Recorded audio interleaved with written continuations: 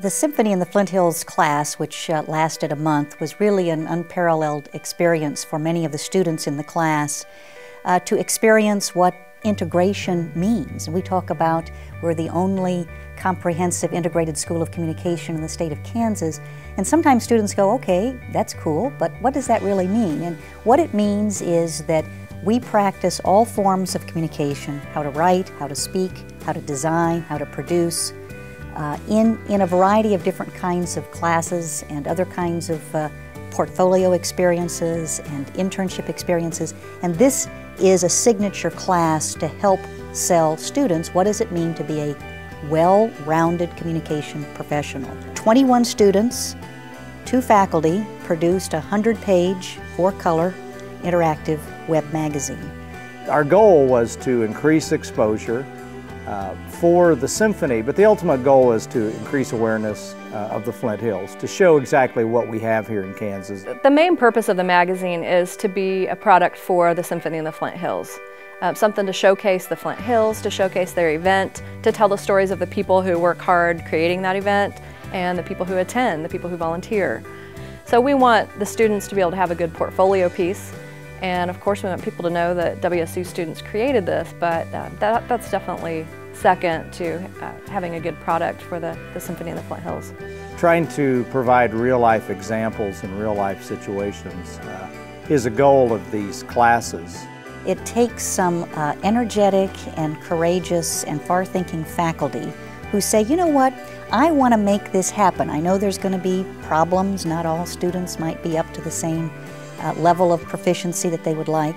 So I give all credit to our very forward entrepreneurial thinking faculty who say they want to do these kinds of classes, and this isn't the only class like that. In fact, for the last 3 summers, we have had the Rebirth Greensburg class, we had the Broadway project, and then of course the Flint Hills project. We've had some other social media classes and integrated marketing campaign classes that really are field-based, meaning they go out and work with real clients. We put students in teams, and they produce work that's evaluated then by those outside professionals. So it's, in one sense, an experiment because that full week was on location, but in another sense, it's very much something that we have been doing for a long, long time. You know, you can talk and talk in class about how to do something and what it's like to experience something, whether it's shooting video or photos or writing, researching, and reporting, but until it's actually something that matters or something that's real, I don't know that students always understand. For me, that's what teaching is about, is being able to get students to see the way that something works in real life. Les and I have very similar teaching styles, and so when I started teaching here, we just sort of gravitated toward each other. We both very much rely on hands-on teaching. We feel like the hands-on experience is going to help our students as much as possible. I think in communication, whether you're writing or shooting video or photos or whatever it is dealing with people, working with people. And, you know, not necessarily becoming good friends with them, but getting to know them on a more personal level or a level where they feel more comfortable talking to you and sharing with you about their life, their feelings about the Flint Hills in this case. And a lot of our students were able to do that. Summer works well for a project class like this because the students, we can do it as a month-long class, and that's what the students can really focus on for that month. Not every student who took the project maybe was quite ready for a project of this nature, where we didn't have a whole lot of instruction time before the day of the event. But if students have the background, if they have the writing skills, they have some visual skills that we've done in other classes, then taking them out and making them actually do it is just a whole nother level. They learn to work on a deadline, they learn to work with the environment and with people, as opposed to made-up scenarios that we might give them in the classroom. It was kind of a day in 3 segments because it was great in the morning, the weather was cool, the cloud cover helped, and I think that helped a lot of people who were there early. That can be a pretty long day when you're out in the open like that. Then it did get warm in the afternoon, warmed up considerably, and after that it usually gets pretty steamy and hot. But it did cool off in the evening, the weather was perfect, it was a beautiful evening for a concert. I wanted to take this class because of the experience it offered, the real-world experience. The magnitude of the event was unlike anything we could have simulated in a classroom, and I just wanted to really be a part of that. Les and Amy had talked to me about it, and they knew I was passionate about video production, and they said, hey, you know, we've got a great opportunity. I think their passion and their interest in my education, you know, on a personal level, I think kind of attracted me to want to work with them on this project. I didn't need the credit hours. I didn't need the class to graduate. I really just wanted to do it for the experience. There was a curiosity, you know, not really knowing what to expect or honestly not really knowing how to cover an event like this. I found out that, you know, you can't be married to a plan. Your plan has to kind of evolve, and you got to be flexible and realize, okay, well, you know, I planned on some of these things being great visual pieces. They're not, but there's other pieces that I didn't realize were going to be opportunities, and they present themselves, and you just kind of got to be able to see it and go to it. We planned on covering the weather, but we didn't know it was going to be as big of an element as it might have been. It turned out to be a kind of scary day. It ended up adding a nice dramatic element to the story in that, you know, people were kind of on the edge of their seats, unsure of if we were going to get a big storm, the event might be canceled. Looked really scary out there, so the visuals were pretty neat. You know, clouds looked real eerie. And when we stopped and interviewed Mike Smith, he was just such a passionate guy about weather. And so it was a fun interview, fun thing to edit. The challenges with being a one-man band is one, carrying all the equipment. You know, I had a backpack with my camera gear, another sling pack with audio gear, had my tripod in one hand, and I had this little homemade device for my DSLR camera. When it was daylight and the bright sunlight of the day, it's hard to see the LCD screen. I was in Emporia overnight between Friday night and Saturday, so I had to go to Walmart and make a little midnight run, spend about $20 in gear that included Tupperware, black tape, and a toilet roll to make my own homemade viewfinder, which I will be patenting and offering online very soon. There were some challenges in using that equipment, but it was nice because I had the freedom to take photos and video at the same time with the one camera. I think it's impossible to completely separate yourself. You know, even when you're capturing it, you get caught up in the moment. And when they were singing Home on the Range, I had my camera up, capturing the crowd, and it was just really, really neat to see everybody just standing up, singing Home on the Range when we really were out on the open prairie lands.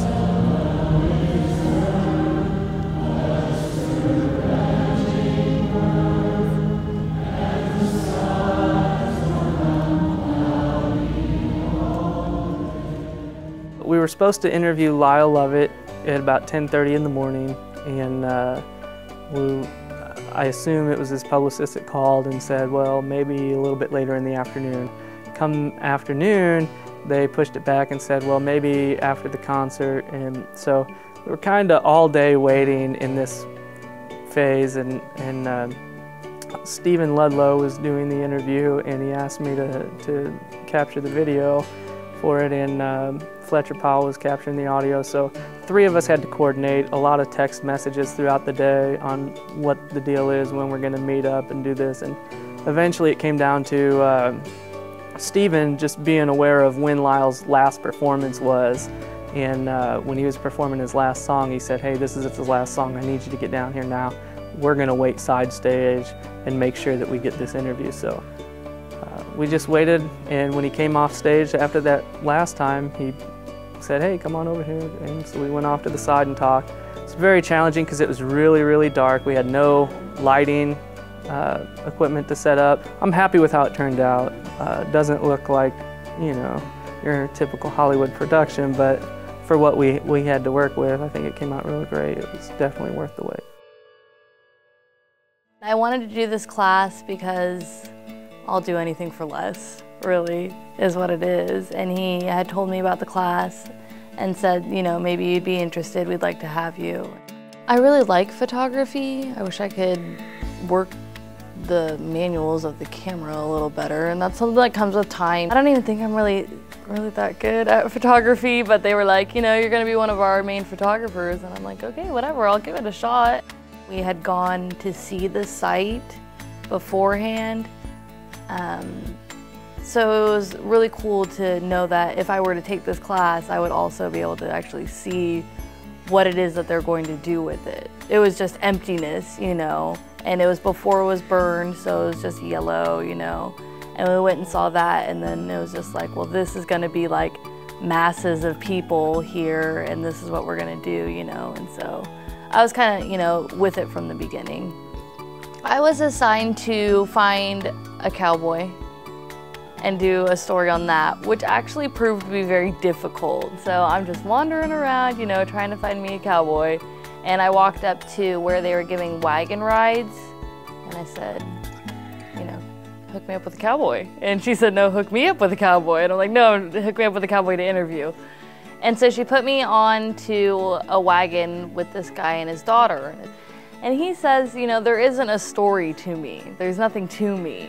But I just talked to this guy about what it means to be a cowboy, and the most challenging aspect of that was making something out of what he thought was nothing. You know, he said that you know, there's no story to me, and everyone has their story. You know, there's a story to everyone.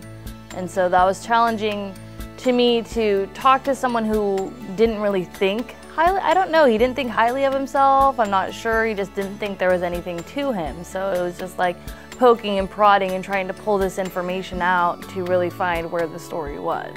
That was my only written story. Other than that, I was photography. I had a focus on the petting zoo, the instrument petting zoo, which was right next door. It's a photo essay, so it's really just pictures of people with the instruments. There's no real story to it besides the fact that this is what people were doing. To go back and look at all the pictures that you have, yeah, you take something away from that, you know, because you look at your angles and what you got, and you just think back about the moment that you were taking those shots and what you could have done to make the shot better. Take more shots. Can't ever, because the more shots you take, the more good ones you'll have, I promise. Take the opportunity to go out there and get everything that you can, and, you know, really take advantage of the opportunity. Our faculty are in touch with our students. These two in particular are shining examples of that. Both Amy and Les have won teaching awards. And there is a reason why students gravitate to these kinds of faculty, and we have many like them in the Elliott School. And that is, not only do they have the traditional academic expertise in terms of book knowledge and understand where the academic landscape is going, but they have been in the trenches, they have worked for newspapers, they have done the kind of communication industry standard test, and to also have won awards in both settings, both academic settings and professional settings. So when someone like that says, look, here's the scoop, these are the kinds of skills you're going to have to demonstrate to get a good story out of that, I think students are much more willing to listen because they see the kind of results and they see the creative activity, the juried creative activity that our very faculty are doing, and think, I've got a good deal here. I not only have a teacher, but I have an industry professional, and to have that in one person is a real gem of an experience. When you're out there and they see you, they see you finding a different angle, or they see you trying to catch the early morning light or shoot in the evening light, then they get it a little more. And when that modeling makes their product better, then they're even more excited. And then it's fun to get to know the students on a little bit different level, to where you're really working partners and not just a teacher and a student, but you get a different relationship with the students working that way. We tried to stress that we were working as professionals. It wasn't just an exercise for class. We were there for a purpose. We had a project. We have projects that will come out of this. There were two interviews that were of main concern. One was with Ed Bass, the owner of the pasture, and when you're dealing with a billionaire from Texas, going through layers of people to get to Ed Bass was one of the biggest hurdles. But the student, Jeff Fletcher, who interviewed Mr. Bass, did an excellent job. And Jeff was one of those students who had never done an interview like this or written a story like this. And his interview was good. In fact, he had compliments from several Flint Hills and the Symphony folks who said the work you did with him was the best that was done all weekend. Lyle Lovett interview in particular, I thought the students connected with him well. And you know, you see a different side of some of these people, particularly an entertainer or a celebrity, when they're out in the open in the Flint Hills like this.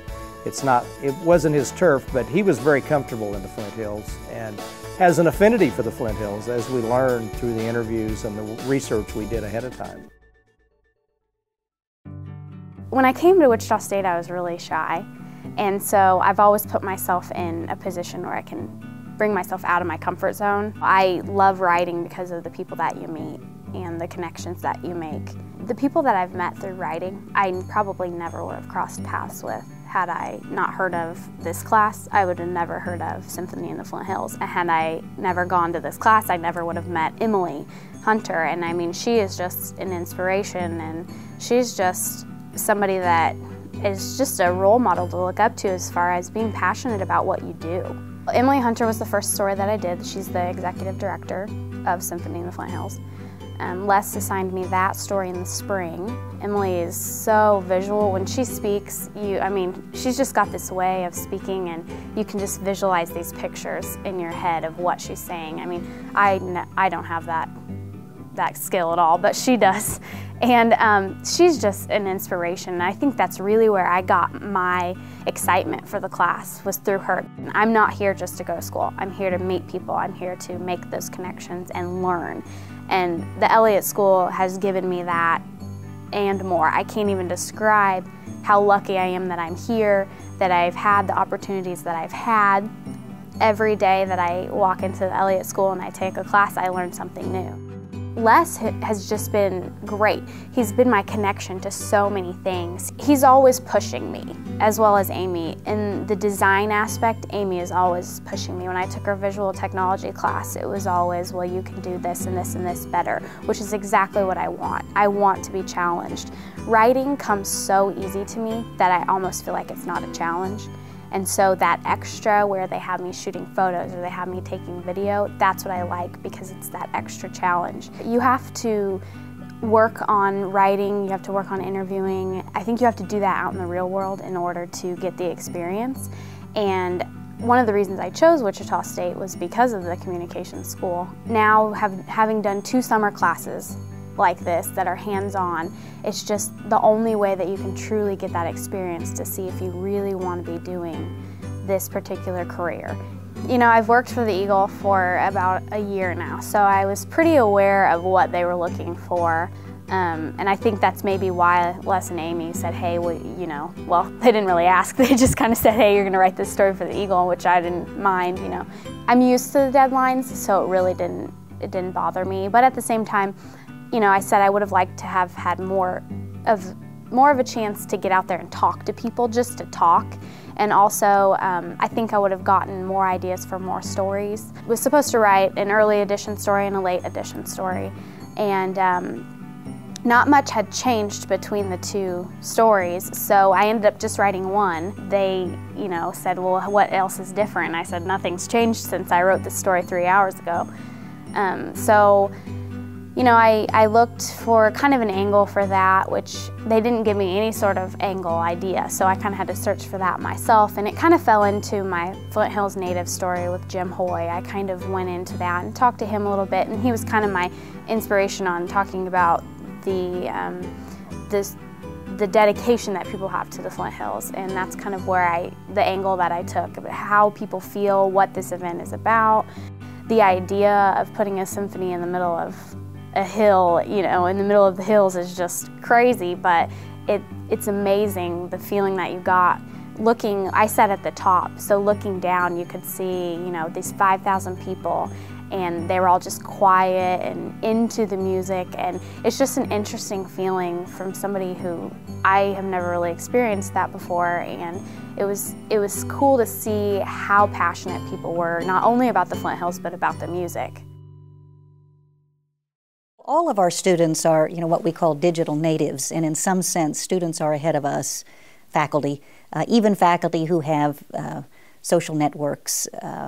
This becomes second nature, almost like breathing to them. It becomes another platform, and it's very much a part of our mission to develop well-rounded communication professionals who could communicate effectively in all kinds of platforms. So yes, by all means, we want our students to really know not only how to use social media, that's kind of basic, and whether you're a communication professional or not, you know how to use it, but when to use it and to whom it best serves. So we want them to think strategically about using social media. And Facebook too, okay? Yes, ma'am, I'll take care of that now. Bye. I have a special emphasis area with new media and social media. And when I spoke with Professor DeVault and Professor Anderson late in the spring, they told me about the class that they've been offering the last few summers and how there was a possibility that they could incorporate one of my other fields that I'm very interested in, which is public relations, and then also incorporating the media aspect into it. I'm in the latter part of my program, so I want to say I'm in that more the stage of I'm applying what I've learned at this point, and the Symphony in the Flint Hills was perfect for that.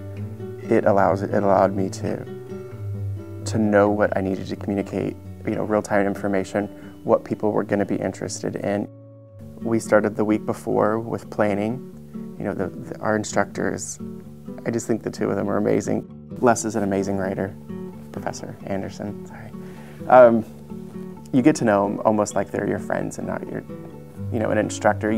They still have that role, but they just are so personable. Amy's design side is just amazing. And being able to work with the two of them and really see how they work together, they're like a powerhouse. It couldn't be Batman and Robin because they both have to be Batman. They're that good. It started around 11:30 that morning. Actually, yeah, it was 11:30.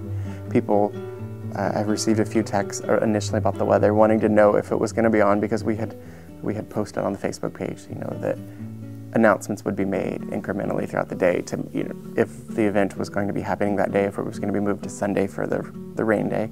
I was on their Facebook page letting people know the event was on, and that was retweeted, so people were broadcasting it themselves to additional followers who might not be following us. I knew that it would take a lot of, I don't want to say convincing, but just showing people that there is activity and that they really should come. It's worth the drive. And as far as for technology out in the middle of nowhere, I was running up and down that midway, chasing a strong signal. And if it wasn't for my iPhone, I don't think I could have done that. It was interesting enough that the strongest signal ended up being right near where the porta potties were, of course, right downwind. But if it was where I needed to be to get what I needed out, that's what you have to do. We had such positive feedback regarding the social media that day. We had people blogging about it all the way from Topeka to here, and they were ecstatic because the biggest concern, being out in the middle of the Flint Hills, 8 miles off a road, 11 miles away from a city, is the weather. If you know what people are wanting information-wise and you can give it to them, they're going to come back to you. Supply and demand at the same time. You just have to make sure that you don't inundate them too much.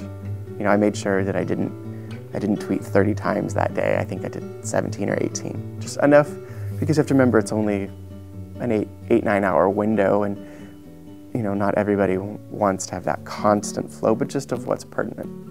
I did a quick little tweet about the governor's speech, which I think everybody from Kansas adored and everybody from Missouri abhorred. They were not happy with that. Wing shockers. It's about all the unique things that we built in Kansas for the last 150 years, from the Brookville Hotel to the amazing Lindsborg Gallery. And it's about all the things that God has given us in this incredible state. Our beautiful state parks, Cheyenne Bottoms, the chalk pyramids, and the stunning Flint Hills that we have right here. And it's even about the hokey things in this state that people laugh about. We got a lot of feedback about the governor's speech, which was pretty funny. It was funny, there was a couple people tweeting about during the event when he sang Home on the Range and the sun setting, and there was the cattle going across the range. It was just one of those moments that everybody thought was so magical. Having this opportunity really was amazing. And all the professionals that were involved externally with the program, they had all mentioned that, there was nothing like this when they were in college. One of the things that pleased me the most is having feedback from people that our students interviewed or interacted with and said, they were great to talk to, they were very down to earth, they were very professional, and I enjoyed meeting them and working with them, and I think that's a good sign. One of the things I was really delighted about in this project is the students came away listening to them afterwards when we had our little post-mortem, listening to them say, I had no idea these people would be so nice. I had no idea people in Kansas were so nice, or people in the Flint Hills were so nice, and willing to let us interview and willing to let us come follow them around. They were surprised at how open people were. I think that's, a trademark of Kansas and Kansans, but I think they experienced that firsthand and got to see, not only how nice people were who live and work there, but just how genuine they are too. With the finished product, I think Les and I are both thrilled. The level of this magazine as a print product is a whole different level than the Greensburg magazine was. And I attribute that to us planning for the magazine ahead of time. And so many of our students after this event said, this kind of a class is what everyone needs. Everyone should have to take a class like this just because it enhances their skills, it gives them portfolio work. I just love that the students loved being in the Flint Hills. They've never done that. I love that it was not just about the journalism. It was about the people who they met, the beauty of the Flint Hills, preserving the Flint Hills, this great event, and learning teamwork. It was not, it was so much more than just the little part that we're doing. We were really pleased to have lots of print and broadcast partners. The Wichita Eagle was helpful in the project. A number of local weekly newspapers, radio stations, KMUW. Some of the students are going to be producing a piece that I think will air on KPTS Channel 8 right here in Wichita. So I do think that's an added stimulation to say, hey, this is not just practice. This is going to be out there for public consumption, so I want it to be really good. I hope students, in the end, I hope they feel good about what they did. It gives them something perhaps for their portfolio, but more important, as I said earlier, it exposes them to a part of Kansas they may not otherwise have seen.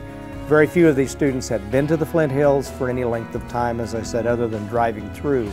It was nice to see them become familiar with it. And I think, if nothing else, we've got 20-some people who are now strong advocates for the Flint Hills.